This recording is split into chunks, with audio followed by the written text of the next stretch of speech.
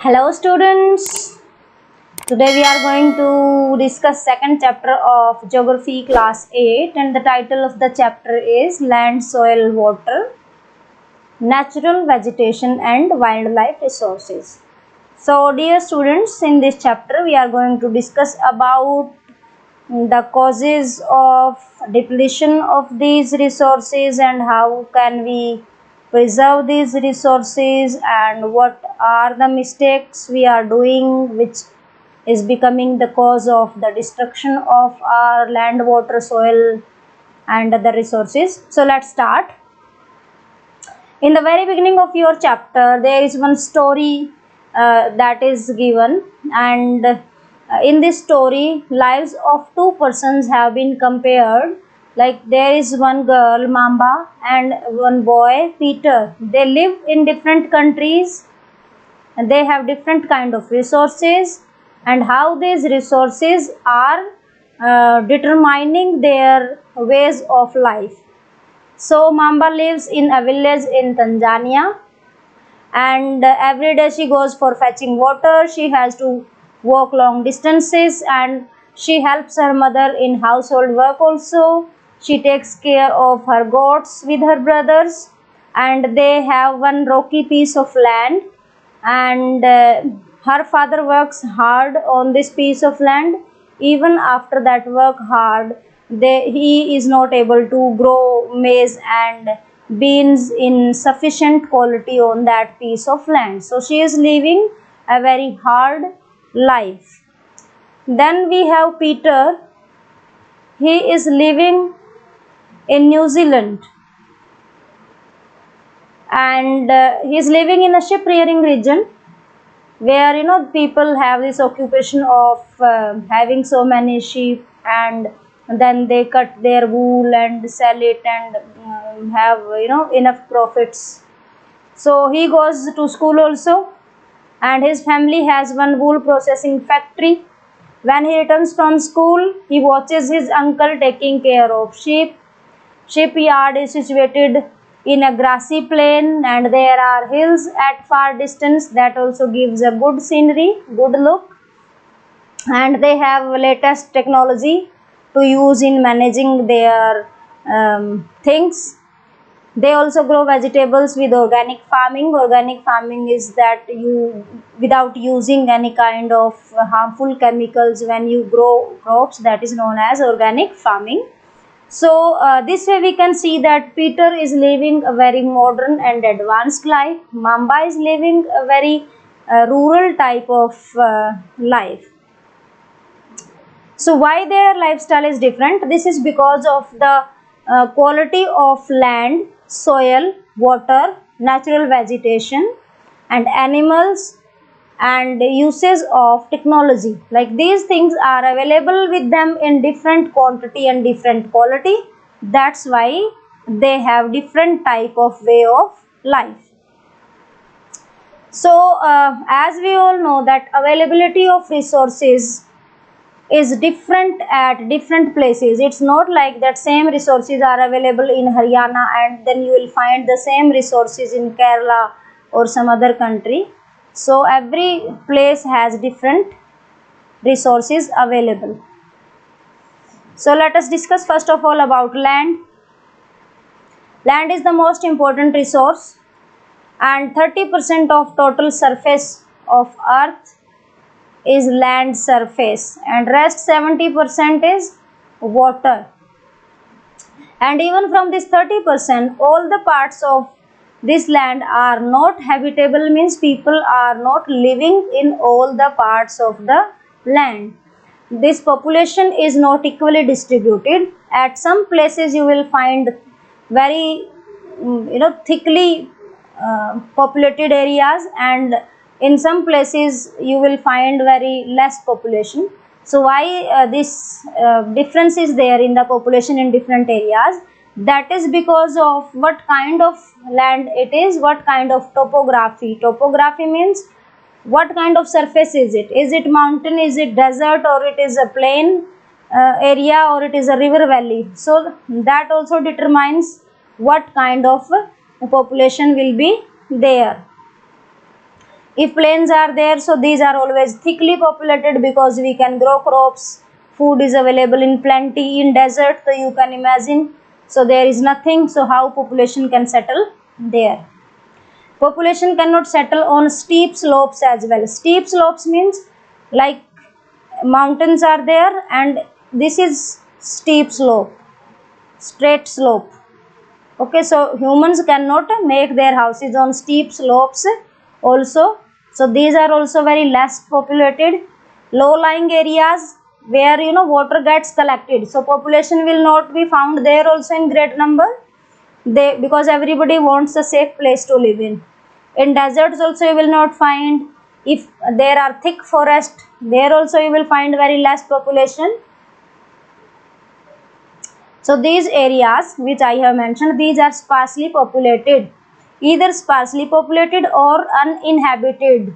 Sparsely populated means very less people are living there, very less in number, and uninhabited means nobody is living there. Nobody is living there. Okay.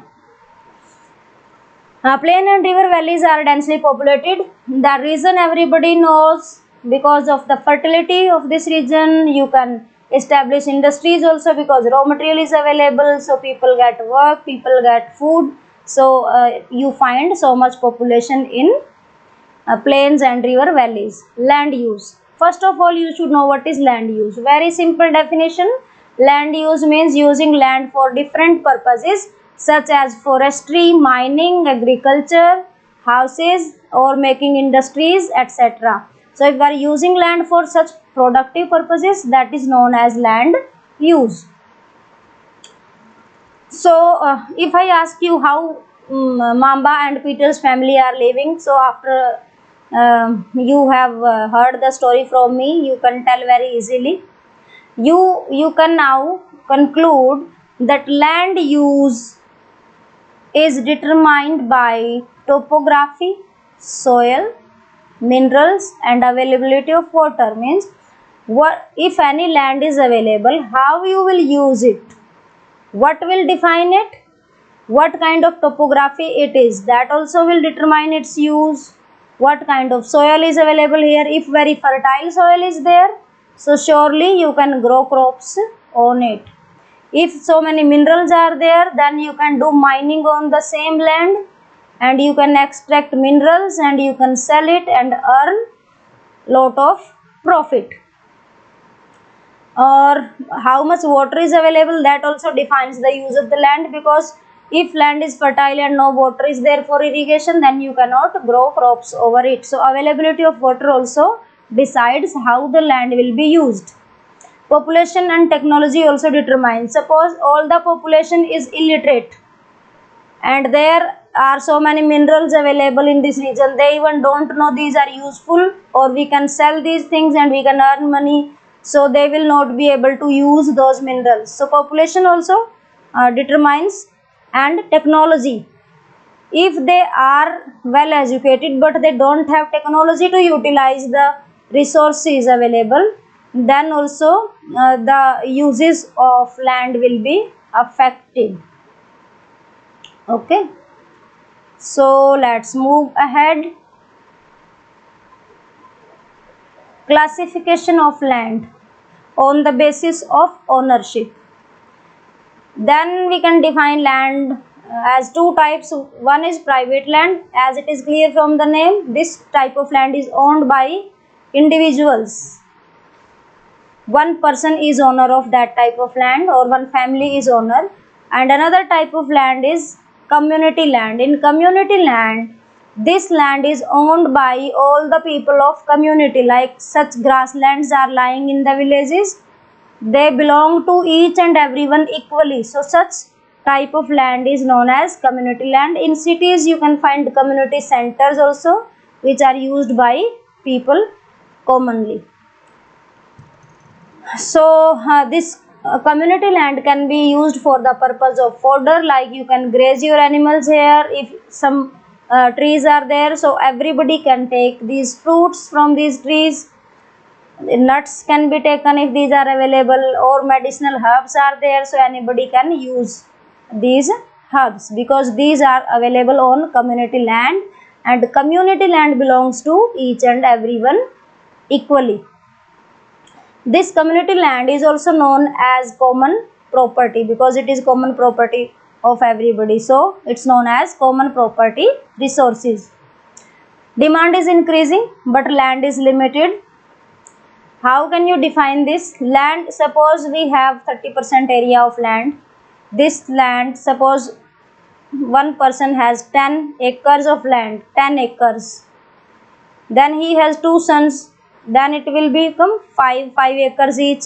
And if further they have two sons each, then it will become 2.5 each person. So this way land is decreasing day by day, and population is increasing, so demand for land is also increasing. That's why land is getting expensive nowadays. And the quality of land also differs from place to place. In some places you can find such rocky surface as is shown in this picture, or at some places you can find very fertile land. There you can grow different types of crops, etc. Encroachment.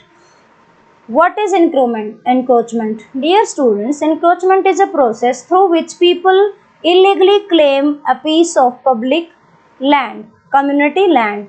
So sometimes in villages they have so much of community land, so people start making illegal constructions on that. In cities also people can do that, and when there is nobody to stop them, slowly and slowly their activities keep increasing and they keep encroaching the land.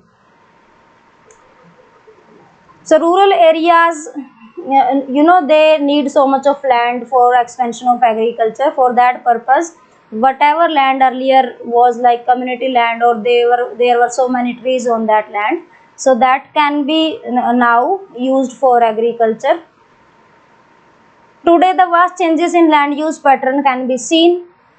These reflect the cultural changes in society. Like in earlier times, land was used mainly for agriculture purpose, but now because of the complex society and different type of lifestyles, the same land is used for different purposes. Like on some piece of land they are creating industries, or in some areas they have declared special economic zones, SEZ.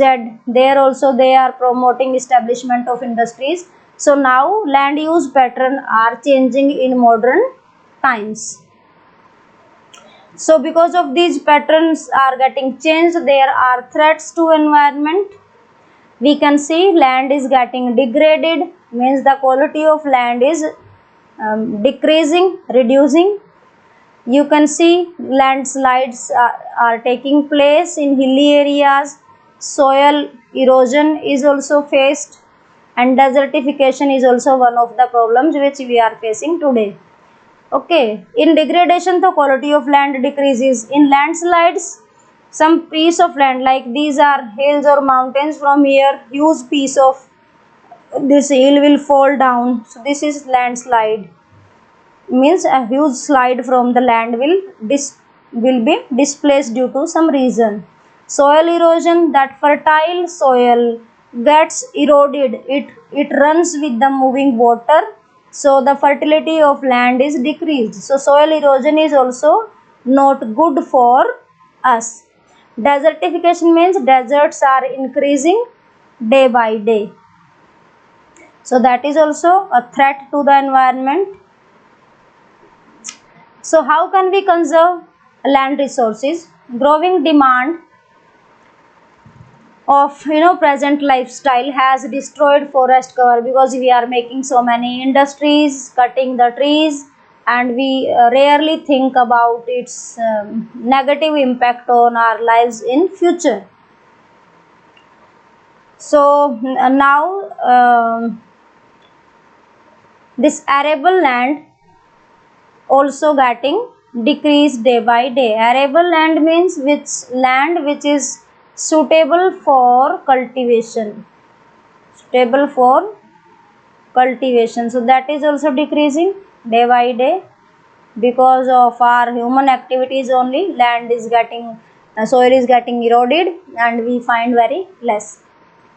and it so such kind of things have created a fear of losing the land resources. So rate of degradation must be checked. Ways, there are certain ways how can we prevent this soil degradation, how can we save our soil. First of all, we can do afforestation, means we can grow different so many trees, that also will save earth and land. We can do land reclamation. Land reclamation means, for example, there are certain areas where water is logged. These are low lying areas. But if nearby some hills also are there, we can break the hills or high areas and we can fill that soil in these low lying areas. So this way land will become smooth and it will become usable also. So such activities are known as land reclamation, that also we can do. And we can regulate the use of chemicals and pesticides and fertilizers in agriculture. That also will save the land, because these fertilizers and pesticides are very harmful for the land and these deplete the quality of the land. Or we can control the grazing, because when so many animals are continuously grazing on the land, then they tear all the grass, and along with that soil also gets torn and it flows either with water or with wind. So that also causes depletion. So if we can take care of these things, we can conserve our land. Let us talk about landslides. What are landslides? As I had told you just now, that huge piece of land will displace from its original place and it will just fall down. So that is known as landslide. In this landslide, there can be mass movement of rocks, or there can be movement of debris, or there can be any kind of soil or earth that also can fall down the slope, and it generally takes place in hills. In hills, if any debris means any rocks and all other things are piled up at one place. So earlier maybe these are piling up in this region, but due to some activity these will start moving down the slope and they will fall. If there is some road, they will fall on it, then many people can die, those who are traveling on this road. Or this can take place, landslide can take place due to excessive rain. If rain takes place continuously, maybe that is not of so large quantity, but slowly and slowly it will just, the water will percolate inside the hill, and wherever there are places somewhere the water finds, like there are rocks and there are some loose places, the water will enter there, and it is like water has reached up to this. So now this area is now totally separated by water from other place of this hill. So if any vehicle is moving and maybe little bit of that push makes the huge piece of land fall down. So that also can become cause of landslide. So such landslides can take place at the time of earthquake, also at the time of floods or volcano eruption as well. And rain, I have explained how rain causes landslides. So when landslides take place, this create a great loss of life and property. So we can have here a case study, that is a Pangi village near Rekong PO in Kinnur district of Himachal Pradesh. There landslide had taken place and it had damaged 200 meter of old Hindustan Tibet road, that is National Highway 22. It was triggered by intense blasting, because some blasting had taken place, and because of those vibrations the landslide also took place. Because for landslide there can be so many other regions already responsible, but when any kind of vibrations come there in earth due to any reason, then that landslide can take place immediately. So the Pangi village was completely vacated and people were taken to other safe places, but it created a great loss of property. Mitigation mechanism means how can we reduce the effect of landslides or such dangers which are looming large over the population. So mitigation techniques are, we can do hazard mapping. Already we can map the hazards. Hazard means risk mapping. Risk mapping, that we can find out these risky areas and we can tell people to avoid settling here, to make buildings in these areas so that they will be safe in future. Construction of retention wall to stop land from slipping. Its meaning is that suppose here is hill, you feel that the landslide can take place in future, so you can make a wall here, so it will prevent it from falling and destroying property and life. We can increase the vegetation cover also, that also will help in preventing landslides. And we can control the surface drainage, that also will help avoiding landslides, because if we can control this water flow, suppose rain has taken place and if successfully we are able to channelize this water somewhere else, then it will not percolate and it will not cause landslide. So if we can manage somehow this surface drainage control, that also will help in preventing dangers and hazards. Let's talk about soil. Soil is a thin layer covering the surface of the earth. This definition is very important. What is soil? So soil is very closely linked to land.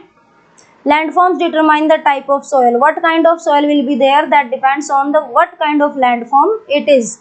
If it is a rocky surface, if it is a desert, so surely the soil in that area will be different. Soil is made up of organic matter, minerals and weathered rocks. Here you can see how this soil is created. Suppose there is some basic rock lying in one area, it is lying here for hundreds of years. Then slowly and slowly this is broken into pieces due to some weather conditions, like sometimes there is sun, then sometimes there is shadow, so cracks take place and these somehow this breaks, the rock breaks into pieces. So here when it was complete rock lying there, then this was known as bedrock. Then second, when it is broken into pieces, this phase is known as substratum, and after that little bit finer particles are there, these big pieces start getting smaller, so this third stage is known as subsoil, and over the surface we find the soil, original soil where we grow crops.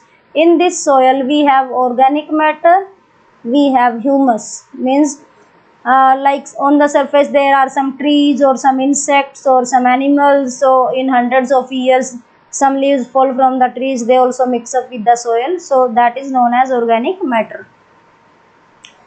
So this soil is created due to one process of weathering. Weathering is a process in which a rock gets broken into pieces due to climatic conditions or due to some other agents of erosion. It gets broken into pieces like this, then this way, and then it becomes soil. Okay, let's move ahead. Factors of soil formation. What are the factors responsible for soil formation? Here we are going to discuss about these factors. First factor responsible is nature of parent rock. What kind of rock is available which was broken into pieces and then became soil? So if this rock is igneous rock, then different type of soil will be formulated of this. If some rock is suppose that is metamorphic rock, so if it is broken into pieces after hundreds of years, different type of soil will be formulated. So whatever type of basic rock is there, that type of soil will be formulated. There are certain climatic factors also, how much heat is there in that region, how much humus is there in that region, that also determines the formation of the soil. Topography is also another factor that is impacting the soil formation. Here another word used for topography is relief. Means if there are mountains, there are slopes, or these are plains, that also will define the quality of soil. Suppose one rock is there in this hilly area, this rock gets broken into pieces, so you think here it will become converted into soil? No, these pieces will fall down. So topography also defines what kind of soil will be created. Then role of organic material is also very important. Suppose at one place the rock has got broken into pieces and there are no animals and no trees in that region, so there will be no organic matter in this, so this soil will be not so fertile, there will be no humus in it. If so many animals are there, trees are there, so then different kind of soil will be created from the same rock. Okay, another factor responsible for soil formation is time. How much time the rock was lying at one place. Suppose there is one rock, it has got broken into pieces due to weathering, but for how long it was lying at the same place? If it is lying here for thousands of years, then the different type of soil will be there. But if it is taken away due to wind or due to some other reasons after 50 years only, then very rough and different soil will be created. So time is also very important factor in soil formation, and all these factors are different at different places. So that's why soil, we can find different kind of soil in different parts of India. Degradation of soil and conservation measures. Soil degradation, as I had told you, that depleting the quality of soil is known as soil degradation. And soil erosion and soil depletion, these are two major threats to the environment. And what are the causes for the soil degradation? Causes are deforestation, means we are cutting down the trees in great amount. Cutting trees, that is known as deforestation. Another is overgrazing, that we are using the grasslands for animals. Due to overgrazing also land gets eroded. We are overusing the chemicals, means at the time of when we are growing crops, then we are using chemicals and pesticide, that also decreases the quality of soil. Due to rain also, all that upper layer which is very fertile, that runs with the water, and so the quality of the soil reduces. This is known as rain wash. Due to landslides also, quality of land is depleted. Due to floods also. So what are the methods of soil conservation? Here these are described. First measure is mulching. In mulching, if one area is lying open in front of sun, every day so much sunlight is falling over it, so this land will become very dry, there will be no moisture in it. So in mulching, what we do, we put dry fodder, ghas foos, we just put on this, so that it will prevent the loss of moisture from this land and the quality of this land will be saved. So this is known as mulching. There should be L as well. Then contour barriers are also there. These barriers are made up of stone, grass, soil. We can make barriers, like we can put stones at one place, or we can use grass, or we can put even soil to prevent soil erosion. So by building these barriers along the contours, we can save soil from erosion, and we can protect our land. Even trenches are made in front of the barriers to retain water. Somewhere you have put a barrier, then there you can make a trench, so that will retain water in it. So that will be helping us. Next method of conservation of soil is intercropping. In intercropping, basically, okay, first I have to describe this rock dam. Another method of preventing soil erosion is rock dam. Rocks are piled up over each other. So that will slow down the flow of the water and it will prevent gullies, and further soil loss also will be prevented. Gullies are the lines, kind of structures made by water. Like water is flowing from one region, then you will find such signs inside the earth. So these are known as gullies. So if we can put rocks, so this will stop the flow of the water, or this will reduce the flow of the water, then these gullies will not be created and we can preserve our soil from erosion. Terrace farming is also one of the methods of to prevent soil erosion. In terrace farming, like terrace-like structures are made over the hilly slopes and we grow agriculture over there. Suppose otherwise normal slope of hill is like that. So if we grow crops here, that is also not comfortable, as well as when rain takes place, it will take down all the soil like this.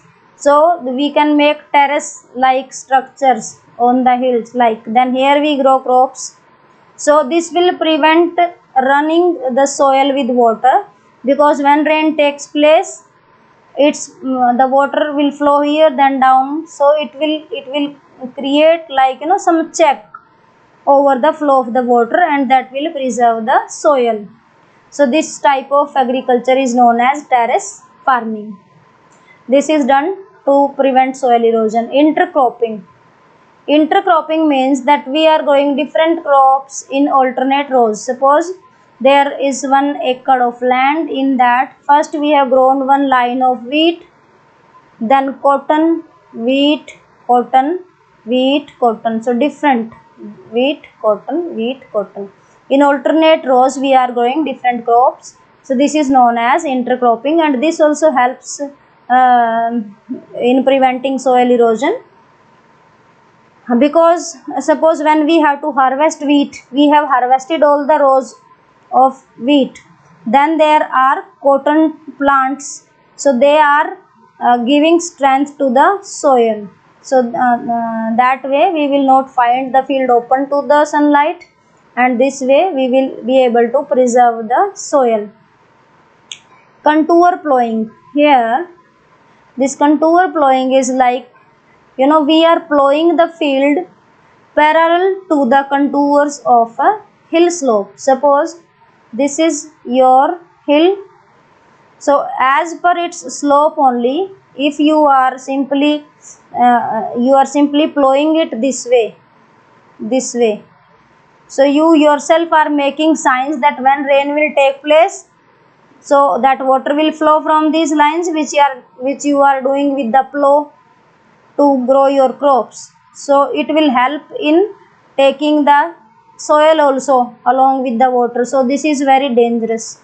So in this contour plowing, basically what we do, if this is hill slope, then we are plowing parallel to the contour of the hill. Means if rain takes place, first water will come here, then down, then up, then down. This way it will help in preserving soil. Shelter belts also can be created in coastal areas. Shelter belts are rows of trees.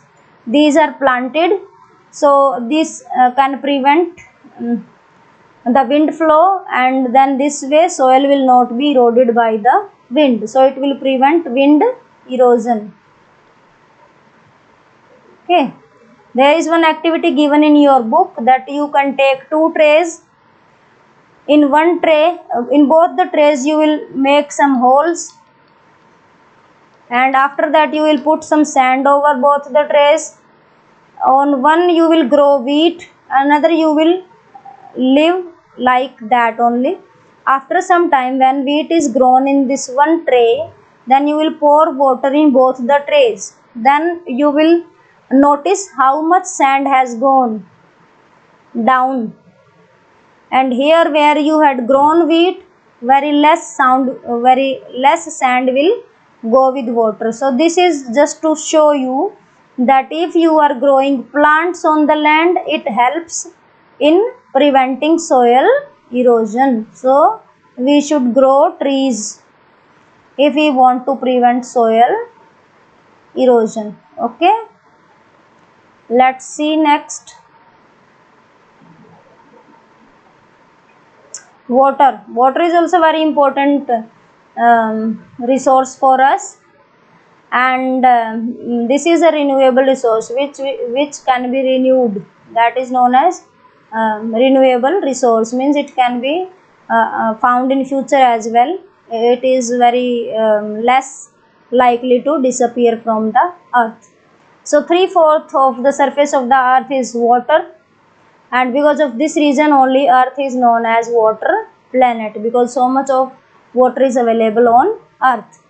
And it is said that 30.5 billion years ago first life began in the water only.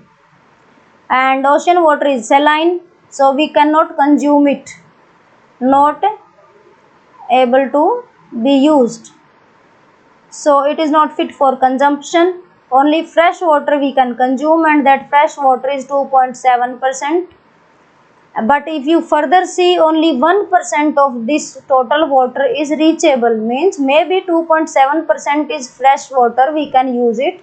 But if we are not able to reach that water, how can we use? So only 1% of water is there where we can go. Rest of the water is there in the glaciers and in form of ice sheets on the mountains. So there you cannot go to utilize it. That's why this is also considered that this is we can't consume it. What are glaciers? Glaciers are rivers of ice, or you can say moving ice is known as glacier. So that is also a source of fresh water, but it is not so easy to reach there. This 1% water is found in rivers underground and water vapor, so that falls in form of rain, and we can utilize that water as well if we want. So fresh water is most precious resource. Water can't be added or subtracted, means the quantity of the water will remain same, you cannot increase or decrease it. Sometimes we feel that now there is water scarcity, water is less, sometimes we feel that water is more. That doesn't mean that water is really increasing or decreasing.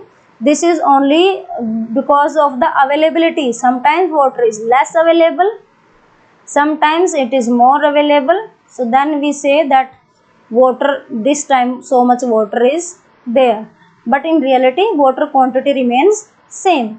And this water keeps moving from earth, then it gets evaporated, goes up, then it becomes condensed, it becomes cloud, then again it falls in the form of rain, then it flows in rivers, ponds, and then oceans, then again in atmosphere as evaporation takes place, then again back. So this flow of water from earth to atmosphere and then back to earth to oceans, this is known as water cycle. Okay, let's see what is further. Uses of water. Anybody can tell what are the uses of water? It can be used for drinking, for washing, for irrigation, for industries, for generating electricity also we can use water. So what are the causes of water shortage? Causes is rising demand for food and cash crops.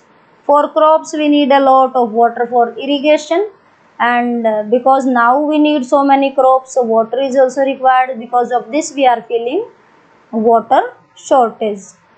Because of increasing urbanization is also there is threat of water resources. Urbanization means increasing number of cities. So if we are living in cities, then we need more water. We take bath with shower, so that wastes a lot of water. We wash our cars with pipe, that also wastes a lot of water. So because of such activities in cities, a lot of demand for water is increasing. So that is causing threat to water resources.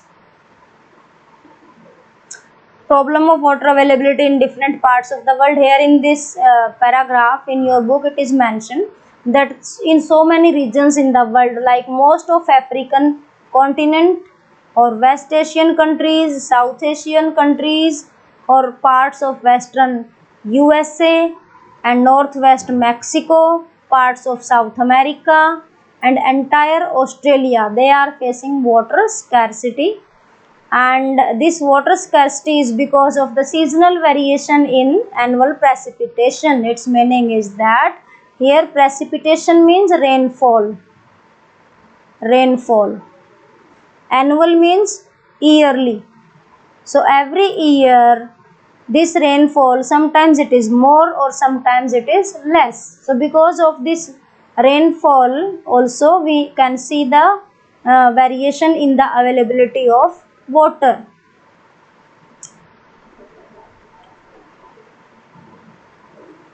And exploitation and contamination of water also that may lead to water problems. Exploitation means we are using water unnecessarily and we are just wasting it, that is exploitation. Okay, wastage of water. Another is contamination. Contamination means pollution of water. So water is being contaminated, so then it is not used, we cannot use it. And how this is contaminated? Because industries release polluted water in the water bodies, so that pollutes all the water and then we cannot use it. Conservation of water resources. How can we conserve these water resources? Let us talk about it.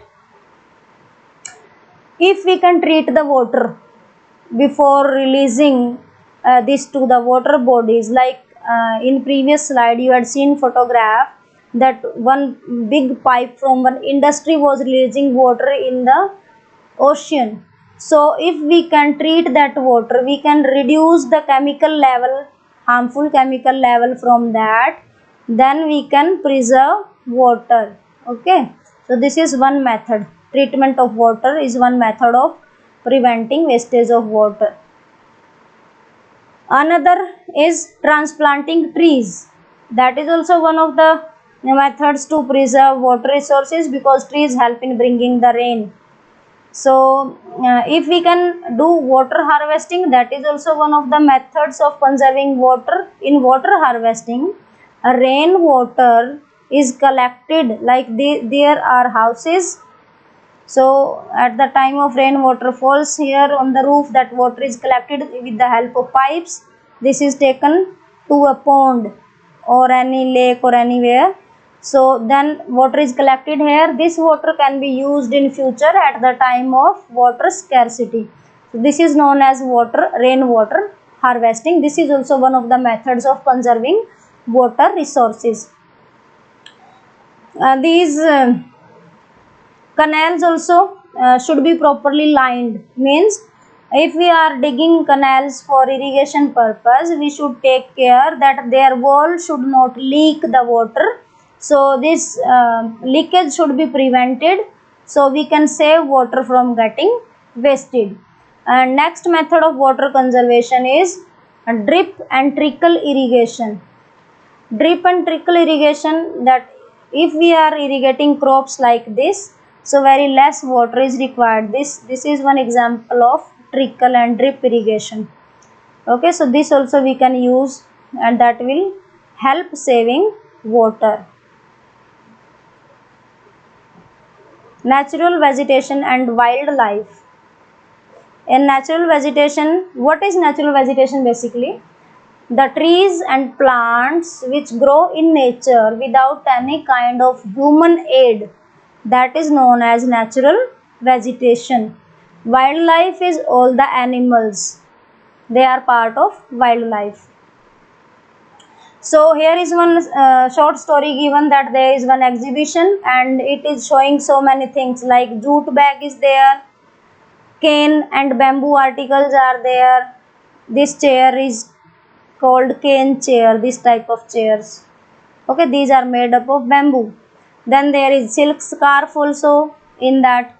So here they are trying to tell that all these things are obtained from trees and plants. So means natural vegetation we are using and we are making so many useful things. These silkworms are reared on mulberry tree. This is mulberry tree and these are fruits on mulberry tree. Even children eat these fruits. These are pretty tasty. And here in this photo silkworms have been shown. So they rear these silkworms and then they make silk threads out of them and they make cloth as well, which is very expensive. So whatever natural vegetation and wildlife we are able to see, that exists in biosphere. Biosphere is a narrow contact zone between these three types of spheres. One is lithosphere. Lithosphere means land. Hydrosphere means water. Atmosphere means your air. So where you can find land, water and air. So where all these three things are available, so that is known as biosphere. And in biosphere you can find all the plants and vegetation and wildlife. Ecosystem and its benefits and benefits of plants. What is ecosystem? First of all, I want to tell you that living beings are in this biosphere. Living beings are interrelated and interdependent on each other for different kinds of requirements. Like animals are dependent on trees. Trees are dependent on sunlight and air. So and water. So this way these are interdependent on each other. So this interdependence is known as, this life support system is known as ecosystem, and it should be always balanced.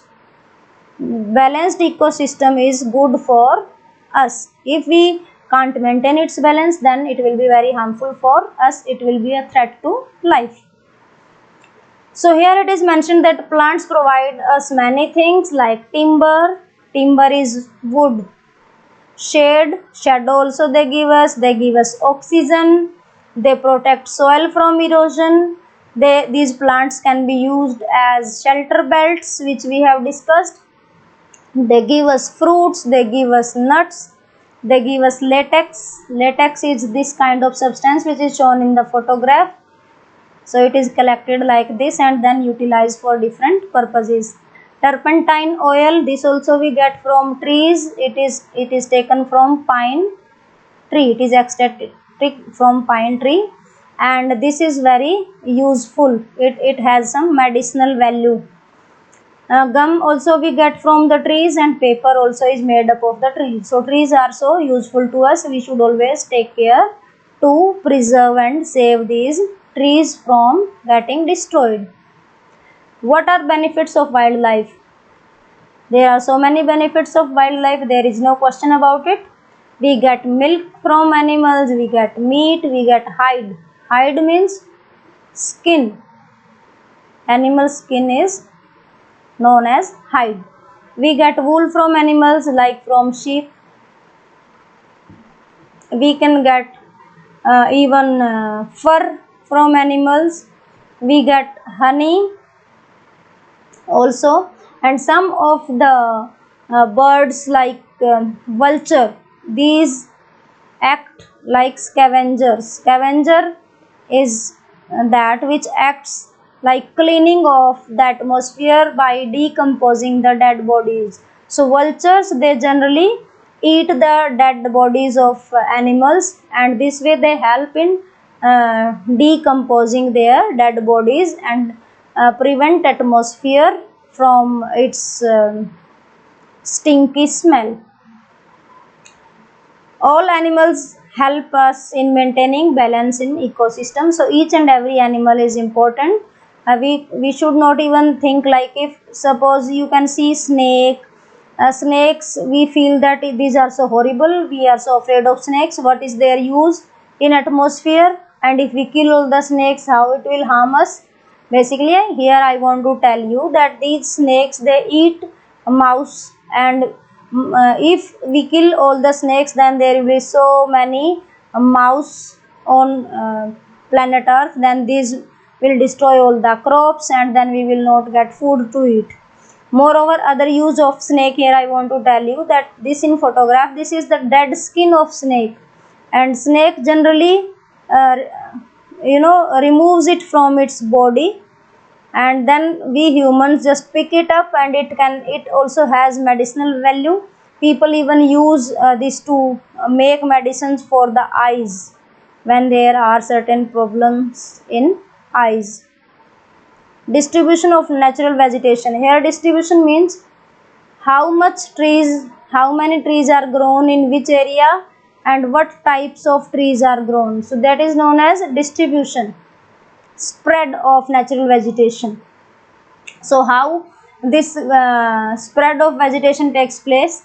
Its growth totally is dependent upon temperature and moisture. How much temperature is there in one area, that will determine the which kind of plants will grow there. How much moisture is there in the atmosphere, that also will determine what kind of trees can grow in this atmosphere. Like in desert, there is no rain or very less rain, so you can find only thorny bushes over there. So here moisture has defined the availability of trees and plants. Major vegetation types which are mentioned in this chapter, we can categorize this vegetation. Forest means long tall trees are there. Grasslands, very short trees or grass is there in that area. Scrubs are in desert, like small thorny scrubs and shrubs are found. Tundra vegetation is found in polar areas. So if there is so much water supply, then good quality trees will be there. They will have a good height and they will give good quality fruits as well. As the moisture decreases or the availability of water decreases, then height of the trees also reduces. So in the areas where there is less rain, so height of the trees also will be less. If rain is more, then height of the trees also will be more. Short stunted trees grow in the regions with moderate rainfall. When rainfall is less, so there you will find very short trees. Thorny shrubs and scrubs grow in dry areas of low rainfall such as desert. These plants have deep roots, so they can find water from the deep places of earth, so they don't die even in desert. They have thorny and waxy surface of their leaves, that also prevents moisture loss, and they can survive in dry areas. Tundra vegetation consists of mosses and lichens. Here you can see in photo, this is tundra vegetation. Let's move ahead. Forest can be further classified as evergreen and deciduous. Here you should understand, generally people feel that evergreen forests are always green. No, these are not like that. They feel that they don't shed their leaves, but it is a misconception. These evergreen trees also, they shed their leaves. They are only appearing green. For example, this is a huge area. There are 1000 trees. Suppose there are 1000 trees. So 200 of these trees shed their leaves in autumn season. So, but at that time other 800 trees are green. So this forest will always appear green. Then next 200 may shed their leaves in winter season. So at that time other 800 trees are green. So this way these evergreen forests are, you can see they appear always green. They don't shed leaf in a particular season. They don't shed their leaves all together in one season. They shed their leaves in different seasons. That's why they always appear green, and that's why they are given the name of evergreen forest. Deciduous forests are not always green. They shed their leaves in a particular season. Suppose they shed in autumn, so all these trees, they will shed their leaves. So you will find that forest is totally dry, there is no greenery. That's why they are not called evergreen and they are called deciduous. Further, these can be categorized on the basis of altitude and other conditions. So that is not part of your chapter. Conservation of natural vegetation. How can we conserve this natural vegetation? Forest cover is reducing because of our needs are always increasing. We are just cutting down the trees for our development projects, etc. So there is a need to be to conserve this forest cover, so that we will be able to use in future as well. Same threat is on the wildlife. So many animals are decreasing in number. Some of the species are even near extinction, means they are about to get over from earth. In future, then you will not find that type of animals. Endangered means they are also likely to vanish, likely to disappear from earth, likely to vanish from earth. So this way it is a very serious matter, and this wildlife and vegetation should be conserved. What are the causes of this extinction? Why these animals are disappearing? This is because of deforestation. If you will cut all the trees, they are living in the forest only, so you have destroyed their houses. Where they will go? They will vanish from earth. Because of soil erosion also, they are getting disappeared. And because of construction activities, we are constructing buildings in forest and destroying the forest cover. So that is also one of the reason for the extinction of many species. Forest fires, very very dangerous, cause horrible phenomena. When these forests catch fire, these are burning for maybe 2 months or 3 months. It is very difficult to control the forest fires, and at that time so many animals, they just die because of suffocation. So that is also one of the cause of the extinction of many species of animals. Tsunami is also cause of this destruction. Tsunami is earthquake under the water surface. When under the surface of ocean, then earthquake takes place. So it will give push to water, and water rises very high, and these high waves cause a lot of destruction to life and property. This is known as tsunami. Landslides are also cause of extinction of many species of animals. Poaching is very very important cause of the extinction of many animals, for killing of many animals. Poaching means illegal killing of animals, illegal killing of animals. Okay, so many people, they kill animals, they hunt animals for skin, for fur, for feather, for horns, for teeth like elephant, for hide. Hide means skin again. So they are killing these animals to get profit, and they don't bother that in future we will not be able to see these animals. This should be prevented. So let's see what is there in further. Next slide. Tiger, lion, elephant, deer, black buck, crocodile, rhinoceros, snow leopard, ostrich, peacock. These are the animals and birds which are poached. Here poached means killed. These can be conserved by increasing awareness among people. So if we are aware that we should preserve them, we should protect their life, surely we will take actions. And whenever we are making any development projects, then also we will take care that we should not harm the habitat of these animals. Government is making national parks, wildlife sanctuaries, biosphere reserves, and these are made to protect and preserve different vegetation, different animals, etc., or to maintain ecosystem.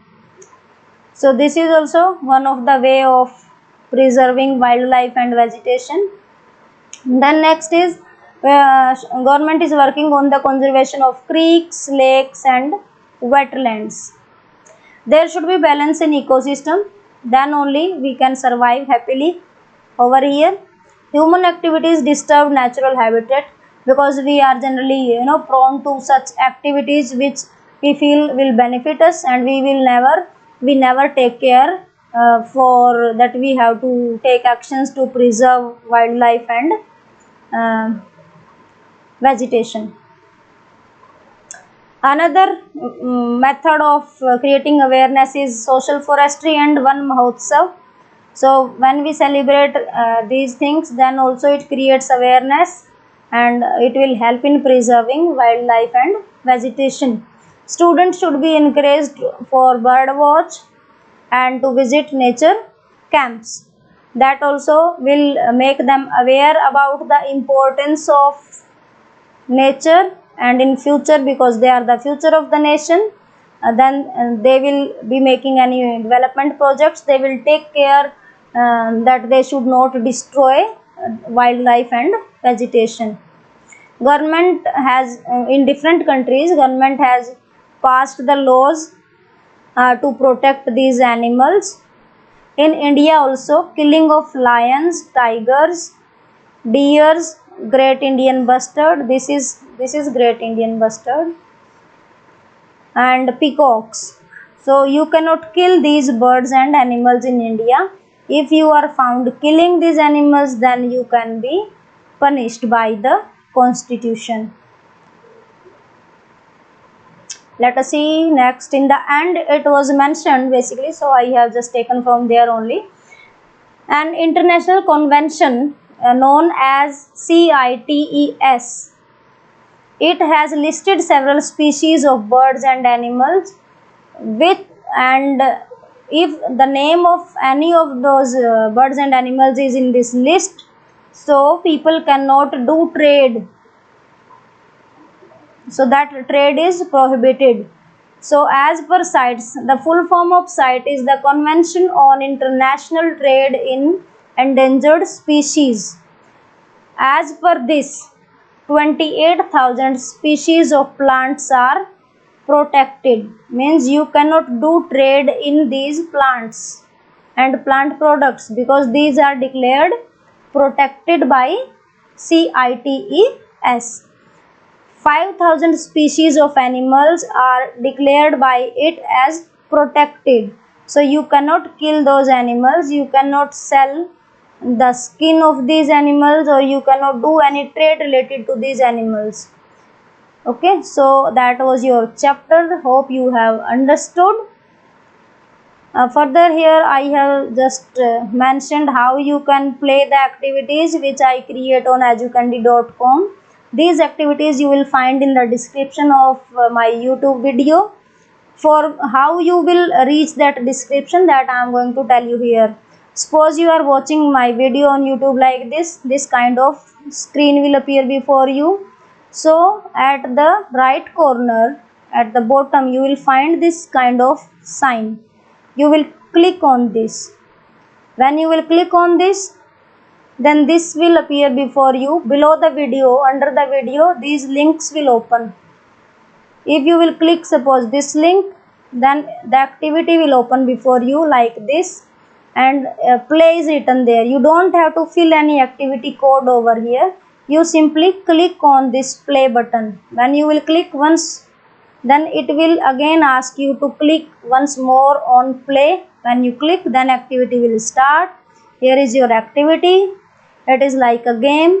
If you want to zoom this activity, then you will click here, then you will find the same activity in bigger size. You can zoom it out. So I hope you will enjoy this activity. Thank you. May God bless you. Don't forget to subscribe to my channel and also press the bell icon to get the notifications about my latest videos.